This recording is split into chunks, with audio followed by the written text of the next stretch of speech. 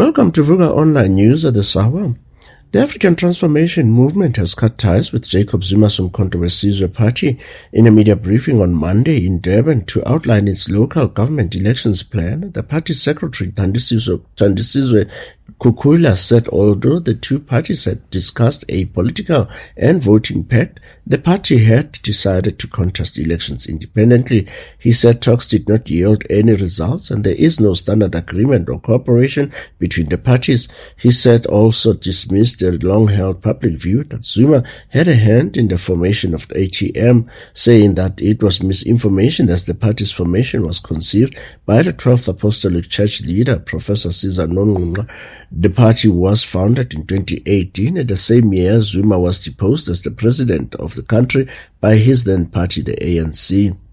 It was believed that it was founded by Zuma's ANC faction with the aim of reducing the ANC majority in parliament so it could seek a coalition agreement. However, the ATM did not attract many votes in the 2019 general elections. The ATM briefing was also attended by the party's parliament caucus leader, Vuka Central, who explained why it has appealed the Western Cape High Court decision to grant President Cyril Ramaphosa an interim order to stall the impeachment proceedings against him. And Zungula said the party felt strongly that the court erred in allowing the president to block the functionality of parliament, particularly one of its core responsibilities, which is to hold the executive to account.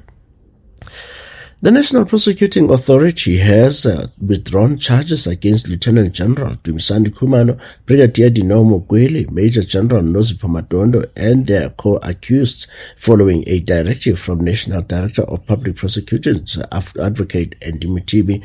The decision was taken before the accused entered pleas, with the NPA citing an ongoing investigation and the absence of a complete evidentiary record needed to proceed with the case.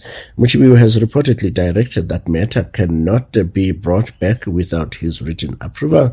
If the investigating Directorate Against Corruption later recommends criminal proceedings, Khumalo and other affected officials will be allowed to give their responses before further steps are considered.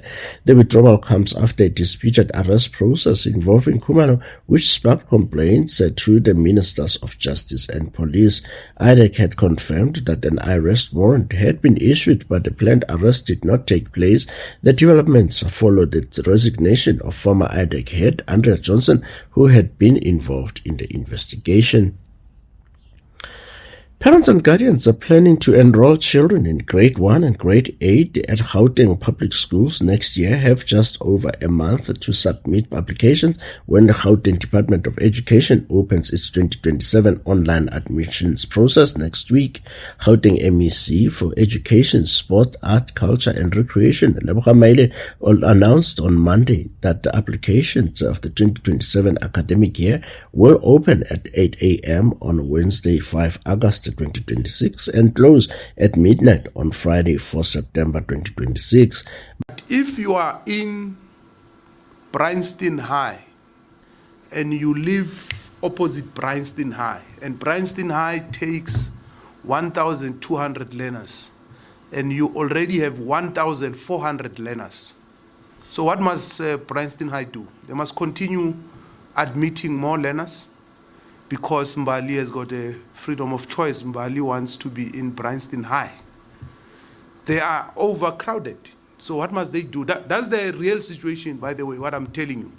It's not, and that's why you've got classes where there's 70 learners, 80 learners. That's not conducive for learning.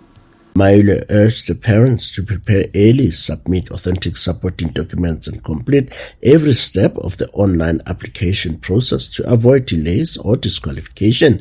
The GDE said all applications for Grade 1 and Grade 8 admissions must be submitted exclusively through the Gauteng online admission system during the application period.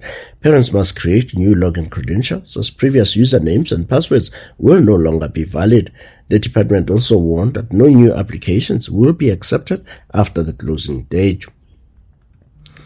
Spain faces 2 crucial days to bring raging wildfires under control before weather conditions worsen, authorities have said on Monday, as Prime Minister Pedro Sanchez called on his citizens to exercise extreme caution ahead of a new heatwave. Wildfires that broke out in forests around the Spanish capital at the height of the summer holidays have forced some 60,000 people to flee their homes, often with just minutes' notice, leaving pets and medicine behind. The fires devoured forests and left tinder dry by successive heat waves and lack of rain since May. Overnight, lower temperatures, weaker winds, and higher air humidity helped make progress against the blazes west of the capital, the Madrid regional government has said. In sports, Banyana suffered a disappointing start to their 2026 Women's Africa Cup of Nations campaign after failing to a shock 2-1 defeat against Tanzania at Mole Rashid Stadium in Morocco on Monday. The result leaves the early side with work to do in Group B ahead of Friday's crucial clash against Ivory Coast. And South Africa's swimmers continued to keep the national team afloat on Monday night, with Michael Holley and Erin Gallagher stepping on the podium on day 5 of the Commonwealth Games in Glasgow. Holley, a former African Games champion, secured a silver medal at 26.77 seconds in the men's 50-meter breaststroke final, with Australian Sam Williamson producing a strong finish to claim victory in 26.50. Behind Hooley, countryman Chris Smith narrowly missed out on a medal, finishing 4th in 26.95, just a 0.001 behind the former world champion Adam Ramsay-Pitty of England, who touched the wall at 26.94 to snatch bronze. Gallagher did well to grab the bronze medal in the women's 100-meter butterfly final in 57.39, holding off a challenge from Australia's Brittany Castelluso to take 3rd place. For this and other sports news, tune in to Vuka Sports Hour every weekday at 3 p.m. In your weather, Pretoria will be fine and cool with morning frost and temperature highs of 22 degrees. Johannesburg will be fine and cool with clear skies with temperature highs of 19 degrees. Cape Town will be mostly sunny and breezy with temperature highs of 19 degrees. And Durban will be cloudy with widespread showers and humid with temperature highs of 21 degrees. Bloemfontein will be partly sunny and cold with morning frost and temperature highs of 18 degrees. And Polokwane will have fog patches early in the morning, clearing to be fine and temperature highs of 23 degrees. Rustenburg will be sunny and mild, pleasant with temperature highs of 24 degrees. Uppington will be hot and clear skies, dry temperature highs of 25 degrees. And Port Elizabeth will be cloudy with widespread showers and temperature highs of 17 degrees. In East London will be heavy rain with the risk of flooding with temperature highs of 16 degrees. For Vuka Online News, I am Mongas Makalima.